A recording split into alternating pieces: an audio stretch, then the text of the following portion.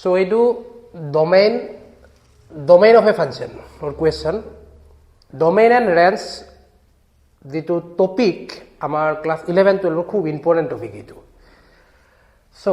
if the domain of the function fx is equal to 1 by under root 10 plus 3x minus x square plus 1 by x plus mod of x. Mod of x মানে গম পাইছে modulus of x absolute value মানে এটো positive value লব mod of x ৰ আমাৰ ডেফিনেশনটো কি আছিল is equal to x when x greater than equal to what 0 is equal to minus x less than 0 meaning to এইটো আছিল সব mod of 2 ললো তো x greater than 0 directly 2 হ'ব minus 2 ললো x to less than 0 তো minus 2 ultimately 2 হ'ব মানে আউটপুটটো কি হয় সদায় mod ফাংশনৰ পজিটিভ হয় first of all if a comma b then they are asking to find the value 1 plus a whole square plus b square. So first আমি normally function to এইটো পালো এইটো ফাংশন আছে এইটো কি ফাংশন ৰেফাৰেল ফাংশন হিনে না p by q ফৰ্মত আছে so p by q ফৰ্মত q should not be equal to what 0 আৰু আন্ডাৰ ৰুট আছে so ৰিয়েল ফাংশনৰ কাৰণে আন্ডাৰ ৰুট কি হ'ব লাগিব পজিটিভ হ'ব লাগিব মানে এইটো 0 হ'ব নোৱাৰে আৰু কি হ'ব নোৱাৰে নেগেটিভ হ'ব নোৱাৰে so must be it's positive মানে কি আৰু greater than 0 হ'ব লাগিব so 10 plus 3x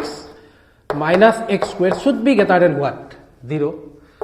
so আমি minus দি multiply কৰি দিলো তো x square minus 3x minus 10 less than 0 হৈ গল হয়নে আৰু এই যে তোমালোকে মিডিল টাৰ্ম স্প্লিট ফ্যাক্টৰাইজ কৰা এইটো আমি এনেকুৱা পাম চাগে x minus 5 x plus 2 less than 0 হয়নে তো আলটিমেটলি ক্রিটিক্যাল পয়েন্ট কি আছে ইয়াতে এটা 5 এটা কিমান -2 ক্রিটিক্যাল পয়েন্ট মানে কি আৰু যেটোত এই ভ্যালুটো 0 ওলাই যায় এটো 5 ৰ ওলাব এটো -2 ওলাব সো আমি যদি নাম্বাৰ লাইন ইউজ কৰো এটো -2 এটো 5 হয়নে যদি লেস দেন আমাক লেস দেন লাগে তেতিয়া হলে এইখিনি ভিতৰৰ ভ্যালুখিনি x এ লৈ লব মানে -2 আৰু 5 ৰ ভিতৰত যদি x ৰ ভ্যালুটো থাকে তেতিয়া এই এক্সপ্ৰেছনটোৰ ভ্যালু কি হ'ব লেস দেন 0 সাপোজ তোমালোকে চোৱা এডু কোৱেশ্চন সাপোজ -2 আৰু 5 ৰ পৰা 0 ললো তো 0 - 5 -5 হল হয়নে 0 + 2 + 2 মাইনাস প্লাসে কি হ'ব মাইনাস মানে নেগেটিভ ভ্যালু হ'ব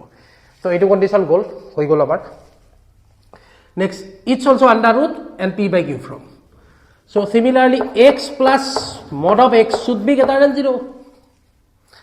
তো এতিয়া যদি x ৰ ভ্যালু আমি 0 লো 0 + 0 কি হ'ব ইকুয়াল টু 0 হ'ব নোৱাৰে এইটো তলৰ আছে ডিনোমিনেটৰ হৈ আছে গতিকে এইটো পজিটিভ হ'ব লাগিব আন্ডাৰ ৰুটও আছে সো নেগেটিভ ললি এটো সাপোজ -2 হ'ব এটো +2 হৈ যাব আলটিমেটলি ক্যান্সেল দে কি হ'ব 0 গতিকে আমি কি লব লাগিব অলওয়েজ পজিটিভ লব লাগিব 2 + 2 4 greater than 0 হৈ যাব হয়নে so it's all the positive real number excluding 0 হ'ব নোৱাৰে সো এটো স্টাৰ্ট কৰ পৰা হ'ব from 0 to all positive হয়নে সো আলটিমেটলি এতিয়া যদি আমি এই দুটা এইটো এটা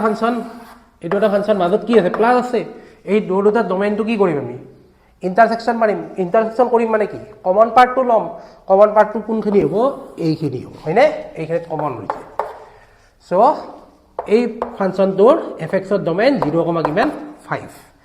এতিয়া এটোৰ ভ্যালু উলিয়াব দিছে 1 plus a whole square plus b square is equal